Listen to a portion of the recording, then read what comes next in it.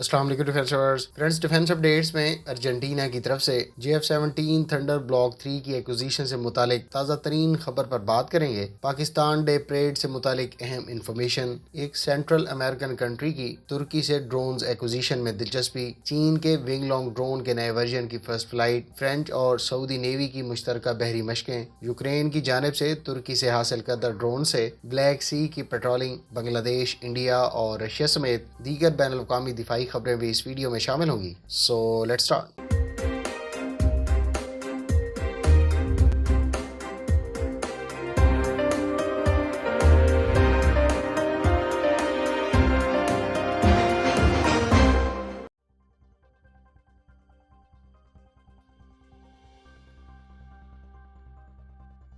Central امریکہ میں موجود ملک El Salvador کے صدر نے ایک وفد کے ہمراہ ترکی کی سرکاری کمپنی ترک ایروسپیس انڈسٹریز کا دورہ کیا۔ دورے کے دوران ان کو TAI کے مختلف آن گوئنگ پروجیکٹس کے بارے میں بریفنگ دی گئی۔ ترک ایروسپیس انڈسٹریز کے ساتھ ایل سیلواڈور نے سیٹلائٹ کی فیلڈ میں تعاون سے متعلق معاہدہ بھی طے کیا ہے۔ دورے کے دوران اس وفد کو ترک ایروسپیس انڈسٹریز کے انکا ڈرون، T-129 اٹیک ہیلی کاپٹر اور گوکبے پیسنجر ہیلی کاپٹر سے متعلق خاص طور پر بریفنگ دی گئی۔ اس دوران مہمان صدر نے ترک ایروسپیس کے انکا ڈرون میں خاص طور پر دلچسپی کا اظہار کیا اور امید ظاہر کی جاتی ہے کہ یہ ملک بہت جلد ترکی سے اس ڈرون سے متعلق بھی معاہدہ طے کرے گا۔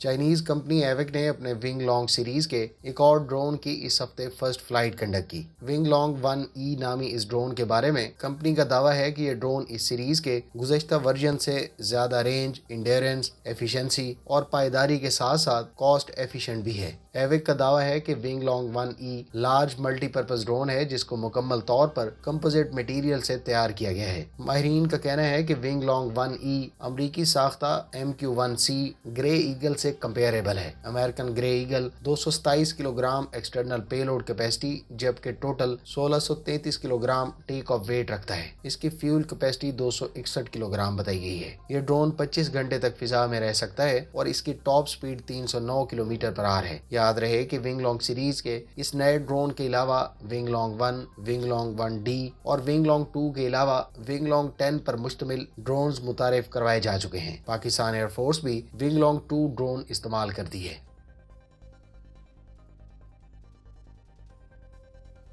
ارجنٹینا کے سفیر سبینو نرواجا نے China arrow technology import and export یعنی کیٹک کے وائس پریزیڈنٹ سے ملاقات کی۔ اس ملاقات میں ارجنٹینا اور چین کے درمیان کمپریہنسو ڈیفنس اسٹریٹجی پر بات چیت ہوئی۔ اس میں خاص طور پر JF-17 تھنڈر بلاک 3 کی ارجنٹینا کی ایئر فورس کے لیے ممکنہ ایکوزیشن پر بات چیت ہوئی۔ اس ایئر کرافٹ کو پاکستان اور چین مل کر تیار کر رہے ہیں۔ حالیہ میٹنگ میں گزشتہ برس مئی میں ہونے والی میٹنگ میں طے پانے والے معاملات کو بھی ریویو کیا گیا۔ اس موقع پر ارجنٹینا کے سفیر نے کہا کہ چین کے ساتھ دفاعی تعاون بڑھنے کا مطلب یہ ہے کہ ہمیں کسی قسم کی ریسٹرکشنز کے بغیر ویپنز کی سپلائی اور کمپوننٹس کی فراہمی سمیت ریپیئر اینڈ مینٹیننس دستیاب ہوگی۔ اس سے پہلے یوہائی ایئر شو کے موقع پر بھی سفیر نے چائنیز کمپنی نورینکو کے ساتھ 8x8 آرمرڈ وہیکل سے متعلق بھی بات چیت کی تھی، جس کی ایکوزیشن کے بارے میں ارجنٹینا کی آرمی بہت زیادہ خواہش رکھتی ہے۔ واضح رہے کہ ارجنٹینا اپنی ایئر فورس کے لیے 10 JF-17 thunder block 3 single set اور 2 ڈیول سیٹ ویریئنٹ خریدنے کا ارادہ رکھتی ہے۔ تاہم اس بارے میں ارجنٹینین کانگریس کی اپروول اور بہت سے سیاسی اور ٹیکنیکل معاملات طے پانے ہیں، اس کے بعد ہی کوئی حتمی صورتحال دیکھنے کو ملے گی۔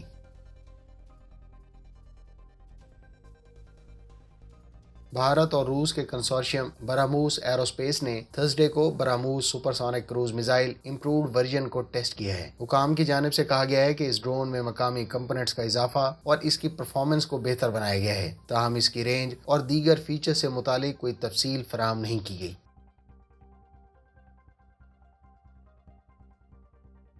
امریکی ساختہ third air defence missile system کو پہلی مرتبہ کسی حقیقی سچویشن میں ٹیسٹ کیا گیا ہے۔ ڈیفنس نیوز کے مطابق اس ایئر ڈیفنس میزائل سسٹم کو متحدہ عرب امارات میں یمن کی طرف سے فائر کیے گئے ایک بیلسٹک میزائل کو کامیابی سے انٹرسیپٹ کیا گیا ہے۔ اطلاعات کے مطابق اس سسٹم نے ایک مڈ رینج بیلسٹک میزائل کو کامیابی سے انٹرسیپٹ کیا۔ لاک ہیڈ مارٹن کے تیار کردہ terminal high altitude air defence system سے الدافرا ایئر بیس کے قریب ایک آئل ریفائنری پر داغے گئے میزائل کو کامیابی سے مڈ ایئر انٹرسیپٹ کیا گیا۔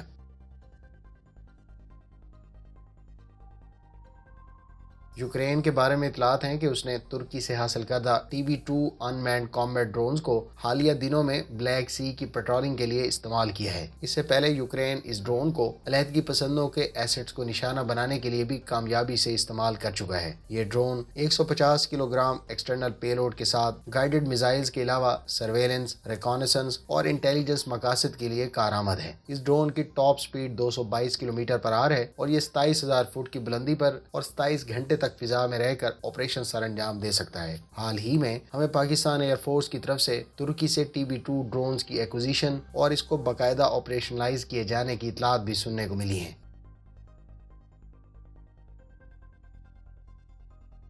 سعودی میڈیا سورسز کا کہنا ہے کہ سعودی عرب اور فرانس کی نیوی نے کراسنگ ایکسرسائز منعقد کی۔ اس ایکسرسائز میں فرانس اور سعودی نیوی کی فریگیٹس نے حصہ لیا۔ واضح رہے کہ سعودی عرب کی دمام کلاس فریگیٹ فرینچ ساختہ ہی ہے اور اس کی ڈسپلیسمنٹ 4,700 ٹن بتائی گئی ہے۔ اس پر Esther 15 surface to year missile کا استعمال کیا گیا ہے۔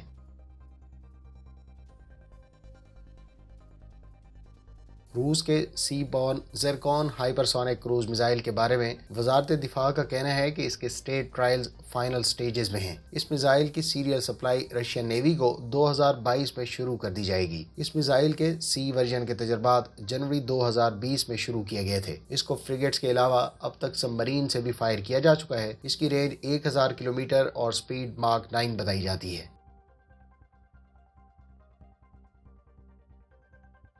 75 یوم پاکستان کے موقع پر پاکستان ڈے پریڈ مارچ 2022 میں سعودی عرب کے کراؤن پرنس محمد بن سلمان چیف گیسٹ ہوں گے۔ اطلاعات کے مطابق اس پریڈ میں اسلامی تعاون تنظیم کے وزراء خارجہ کو بھی خصوصی طور پر دعوت دی گئی ہے۔ حالیہ پریڈ میں نہ صرف JF-17 تھنڈر بلاک 3 بلکہ J-10C کی بھی فارمیشن فلائٹس دیکھنے کو ملیں گی۔ فرینڈز، اس کے علاوہ آپ کون سے ویپنز اس پریڈ میں دیکھنے کی خواہش رکھتے ہیں؟ کمنٹ باکس میں اس کا اظہار ضرور کریں۔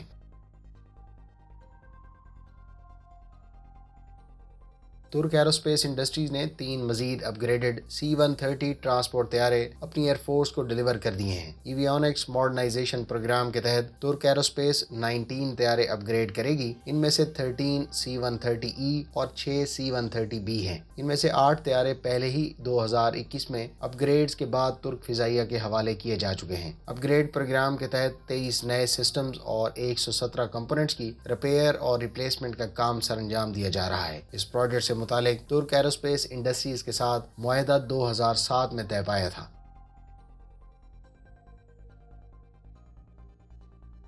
بنگلہ دیش کے بارے میں اطلاعات ہیں کہ اس نے 2021 کے وسط میں ترکی سے مختلف ویپنز کی ایکوزیشن سے متعلق معاہدہ طے کیا تھا۔ معاہدے کے تحت بنگلہ دیش ترکی سے Atmaca anti ship cruise missile, laser guided bombs اور انڈسکلوزڈ ایئر ڈیفنس سسٹم خرید رہا ہے۔ ایک اور خبر کے مطابق بنگلہ دیش ترکی سے mine resistance ambush protected vehicles بھی خریدنے کا ارادہ رکھتا ہے، جبکہ برطانوی ایئر فورس کے زیر استعمال سابقہ C-130 طیاروں کے مزید کچھ یونٹس بھی بنگلہ دیش اپنی ایئر فورس کے لیے خریدنے کا خواہش مند ہے۔